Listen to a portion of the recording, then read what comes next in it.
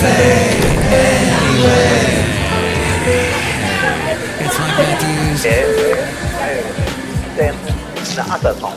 Mike's Daily Podcast. I don't think on the show yesterday that Mike's Daily Podcast. I actually slated the podcast.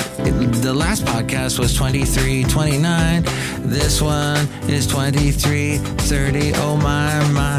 I'm Mike Matthews, and I have to tell you this day-o has been so crazy because I had to get up at 5 because of the thing with the Mike's Daily Podcast. The feral cat. We could not get the feral cat into the cage. He was too wily. Actually, he didn't daily even show up. Podcast. He is like, I'm not going to get in the cage. It's just one frustrating thing after another. So we're going to talk about frustration today in its many forms. Maybe it's fighting on a plane. Maybe it's fighting with the healthcare system. Maybe it's fighting with a feral cat. Frustration. Fighting frustration. Hey, and maybe there's a tad bit of frustration when you're doing a podcast and you're like, hey, I don't think anybody is listening. So, hey, why don't you shy person, hush, IUI, too shy, drop me a line. You know how to get a hold of me. If you're listening, let's say, through a social media app, you can comment below the post, or you can call me at 336MM Daily. That's 3 + 3 = 6. MM is a Mike Matthews Daily, as in what this podcast has been now for a couple of days. Sometimes I get interrupted. And then I'm on the Instagram, I'm on Spotify, and all over. So comment where you see this show. And I'm on YouTube. You can comment there. Leave a comment. Like they say, all the people that do YouTube videos, leave a comment. But yeah, we're talking a little bit about dealing with frustration in general. And here's today's podcast picture. Here at Cafe Anyway, somewhere in Podcastro Valley 10. And yes, we lost an hour last night. Or no, we gained an hour. That's right. So all of you should be nicely rested and bushy-eyed and tailed and all that. I, however, did not because of getting up with the cat. And Basil, you were so much easier to deal with than cats. Cats do what they want. I know Basil. The late, great Basil the boxer. So let's just say the flight that my lovely lady friend and I was not perfect that you see in the podcast picture today. You can also go to MikesDailyPodcast.com to see it. But it was an interesting flight. I had no idea they were going to put us next to a door, one of the doors. So now you're in charge of safety procedures, which they didn't even tell me what I was supposed to do or anything. So thankfully we didn't crash because I wouldn't have known what to do. But they said, "Are you?" Now the nice thing about having the seats next to the door is that you've got crazy big leg room. My legs were all stretched out. It was wonderful. Instead of the tray coming down off the seat, it was one of those things like you had in school where you would pull up the tray. This is if you were in a lecture hall. I remember this at UCSB. You'd pull this little table up from the side, and it would come from the side and then sit over your lap and be like a insta desk. So we had that, but there was nothing to watch because we didn't have our own personal TV screens. But that's okay because on the American flights that we took, the American Airlines flights, there were no TV monitors for us on any of the flights we took, and we took about 4 American Airlines flights for this trip. This trip had multiple legs. It was a centipede of a trip going from San Francisco to Charlotte to Daytona Beach to visit Mom, who's having a bunch of problems. And in fact, I might even play a little bit of some of the frustration we're dealing with her. I actually spoke with her today and recorded some of it. Then we flew from Daytona Beach to Dallas. But, we had to go through Atlanta to get to Dallas. And then from Dallas to San Francisco. And that was the worst. Dallas to San Francisco, because we stayed out on the tarmac for over an hour and a half. I've been saying an hour, but it really was an hour and a half. So you're hearing about all these flights. These fights on flights, rather. Why the airplane flights? Can't we all just get along? This according to airhelp.com. AirHelp. The concept of bringing people from different nationalities, ages, and walks of life and loading them in the small confines of an airplane tends to bring out the worst and the best in people. If you want to avoid a fight club situation mid-flight, there are key airplane etiquette rules that you should follow. These flight tips will ensure you travel safely and don't ruin the air travel experience of your fellow flyers. Now, whether or not your fellow flyers are adhering to the same rules, but these are basic ones, like don't recline your seat fully back during the meal times. There's actually something I saw. Richard Ayoade has this thing called Gadget Man, or he used to. He did it for about 3 years. All of the episodes uploaded to YouTube. You can watch it. And one of them was this thing that you could click into the seat in front of you, and it would actually prevent them from backing up all the way. It was like a little trick. Maybe, I don't know if they made those illegal or what, but it seemed to work nicely. If the heated discussions and fights that have flared up in airplanes while cruising at an altitude of so-and-so feet are anything to go by, the question of how far back and when to recline one's plane seat is quite the debatable topic. Perhaps the best way to call a truce is to agree that whilst meals are being served, everyone should have their seat fully upright to allow passengers to eat their meals as comfortably as possible. Avoid putting your carry-on in an overhead bin that is not above your seat. Wow. I think on this trip, it never was over my seat. I just took whatever one was, because you don't want to put it on in an overhead bin behind you, because everyone, when they're getting off the plane, when you've landed and everyone's leaving the plane, you really don't want to have to go back with all the people that are trying. Otherwise, you have to let people go in front of you till you can finally get back far enough to get to that bin.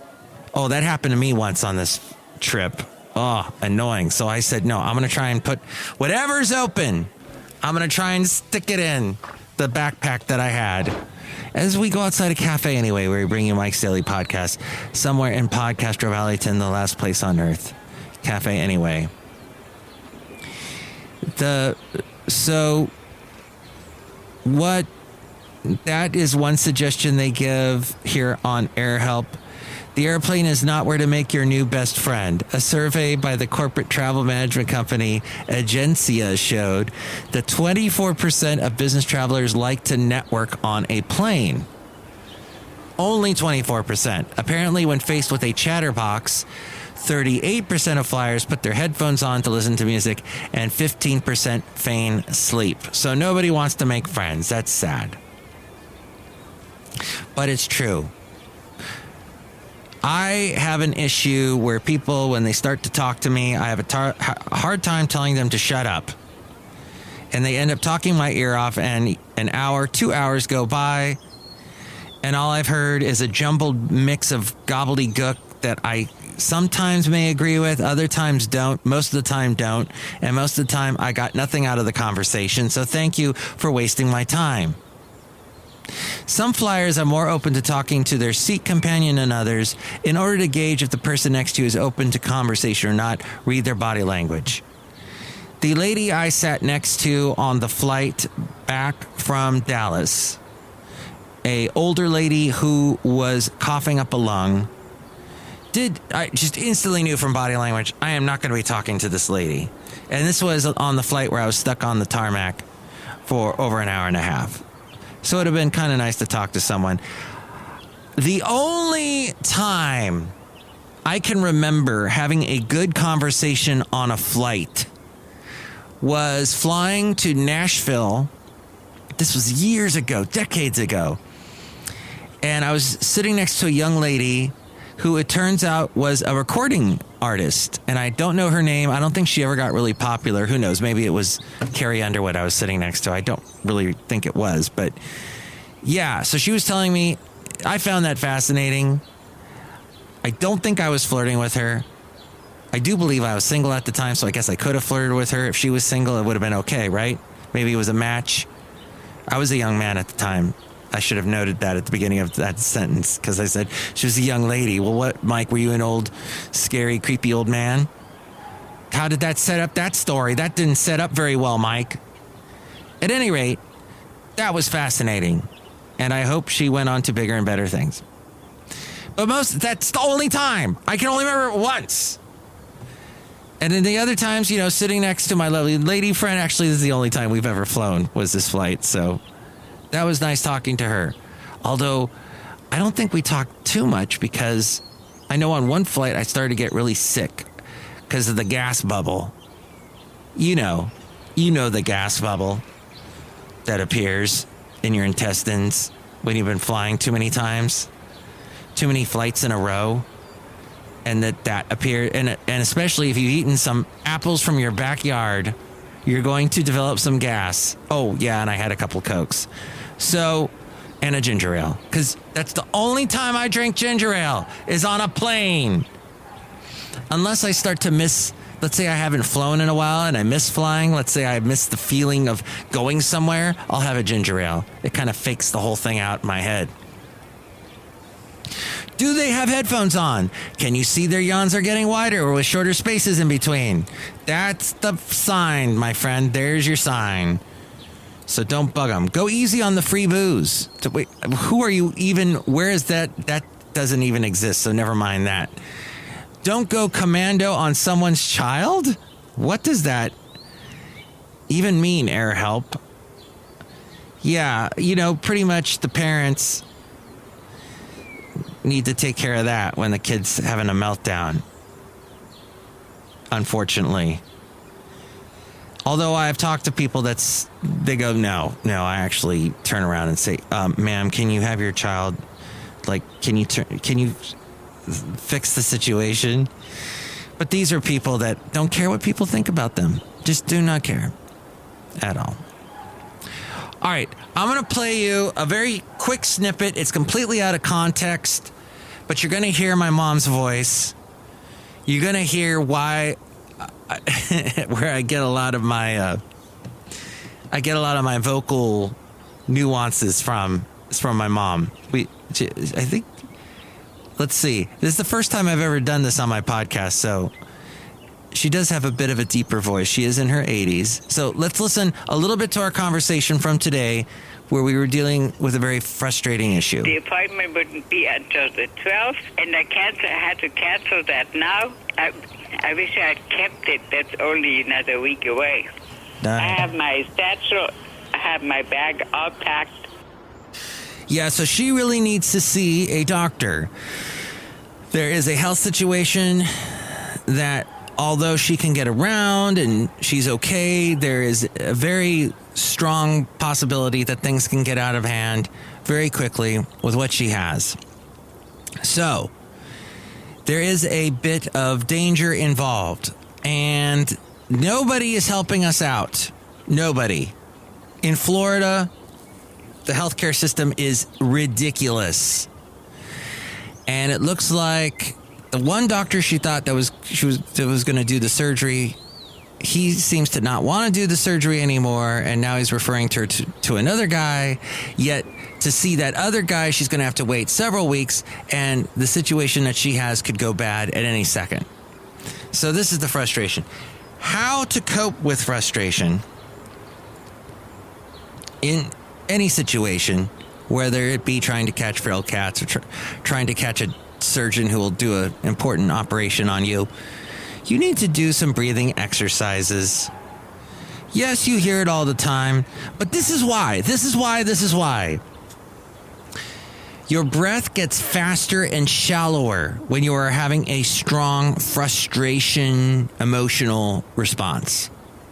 By regulating your breathing, you can actually get more oxygen into your brain, and that is going to help you calm down and is going to help your brain work through the situation better. That's really the only tip I need to give you. I am not a doctor, but this is a tip that I have heard over and over and over again. Actually, this tip came from MHAnational.org. Also try progressive muscle relaxation. One of the ways our bodies respond to our heightened emotion is with muscle tension. Relieving that physical tension will help your mind relax too. Lay down, work your way through each muscle group. Tense as you slowly inhale and release as you slowly exhale. If you prefer some instruction, you can try a guided audio, which you can find online to help you with that. You can also meditate. It can help you connect with your feelings. It also can create space between your thoughts and emotions as you settle into self-awareness. Now, it sounds like a lot of gobbledygook, but hey, with some of the craziness that frustrates us, you want a little space. And you want to be self-aware about what you have that can help you out of the situation. And being aware of that is very important. Physical activity is a mood booster. Help regulate your stress and adrenaline with physical activity. It's a healthy way to release pent-up energy. If you can, try going for a run. Nah. I don't like that. Why does it have to suggest running? How about a walk? But you know what? If you're young and healthy, try running. I am older and not super, super healthy, so I would have to say running at this point would cause a lot more damage to me. I did a lot of running in my younger days, and I just know if I were to start running, A, I wouldn't enjoy it. B, my knees and legs and calves and everything else would be shot afterwards. How about a nice, vigorous walk? If you prefer instruction, see your local gym. They have online classes, or search for your favorite type of workout on YouTube. There's also yoga, great way to get your body moving in a meaningful way. And then you can also vent. Ruminating on your anger only perpetuates it, so give yourself some time to let it all out with a trusted friend. As long as you don't focus on it for too long, venting can be a healthy emotional outlet. Just try to keep it to 15 minutes and then move on to a more positive conversation. That's the important thing, moving on to a more positive state, a more positive conversation. There's also journaling. Yes. Pen to paper. Unless you like to put thumbs to keyboard, little tiny keyboard on your phone. If you're dealing with the kind of frustration where you can't even think straight, try writing or typing it all out. It can help you process the situation and calm your brain down so you can approach the situation with a more level head. Here's a really good one. Get outside. Spend some time in your backyard. Go for a walk around the block. Head to your favorite park. Even just stepping out for 60 seconds of fresh air can help you recalibrate. Slip on your shoes. Let your you can slip off your shoes and let your bare feet touch the dirt or grass. That helps to really, literally ground you. I guess it's also figuratively grounding you. I guess you're just getting grounded. Manage your expectations of others. Often negative feelings come from a misaligned expectation. Recognize you can't fully anticipate anyone else's behavior. You cannot. Everyone's random little beings, full of random variables.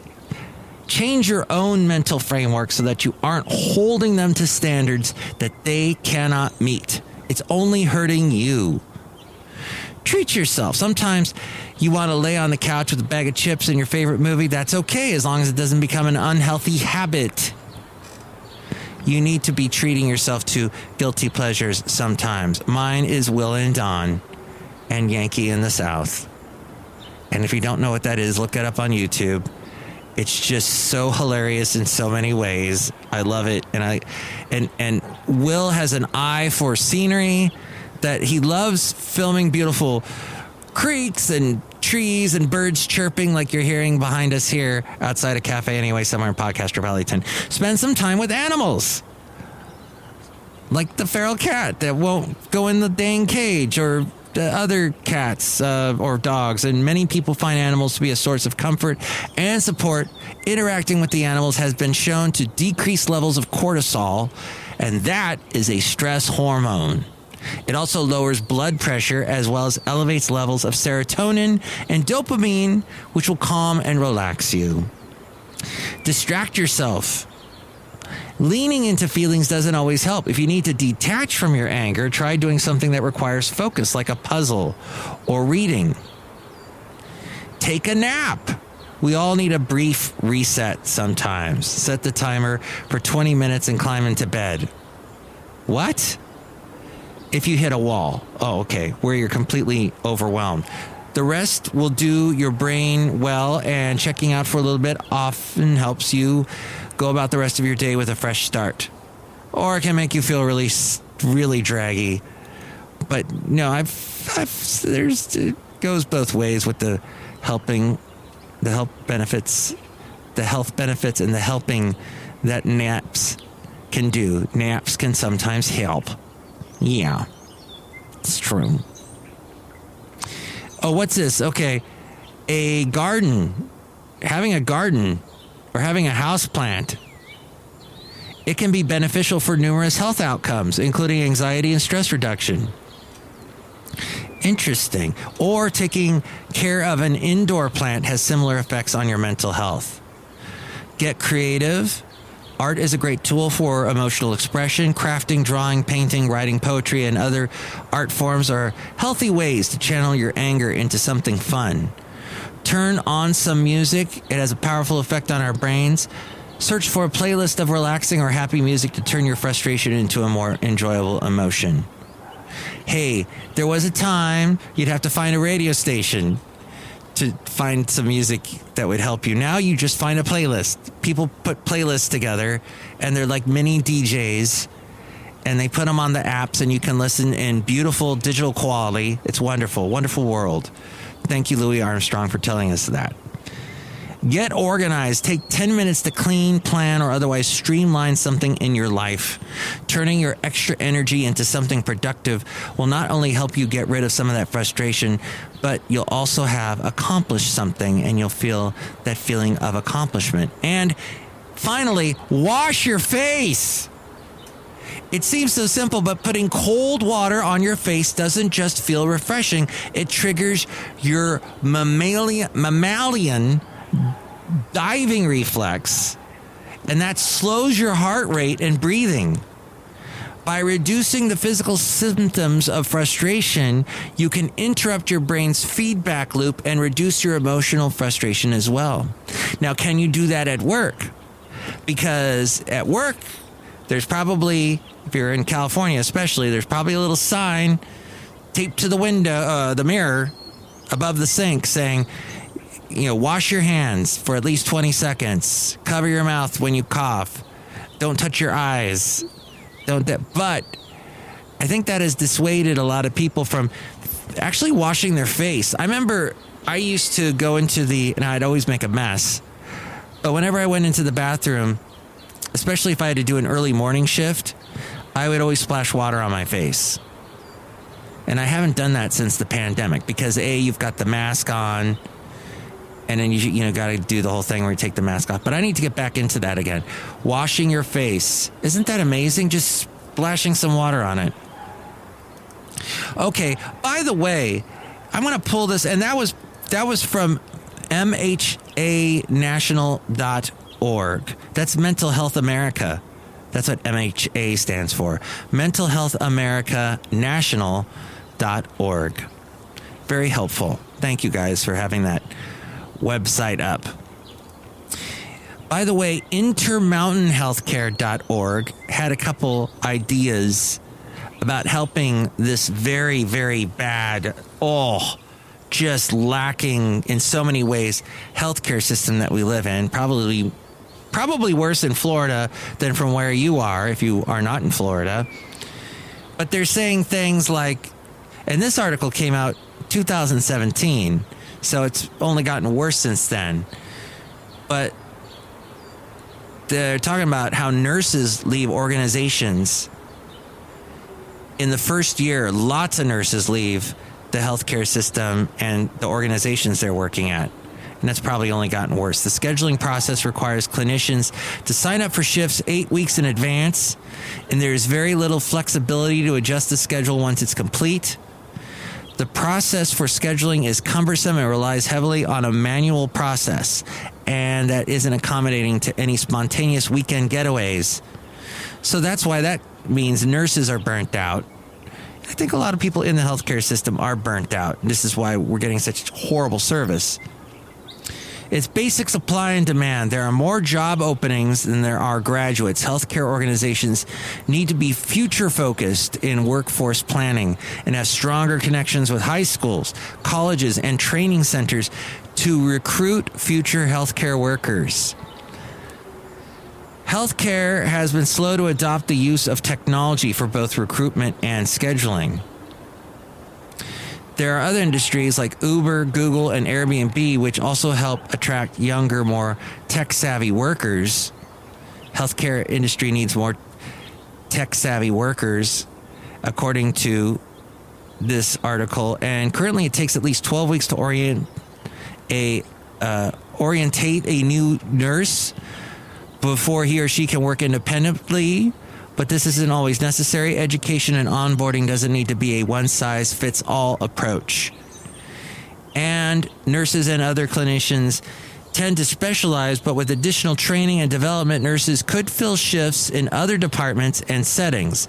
Often tenure in a department is a factor in scheduling.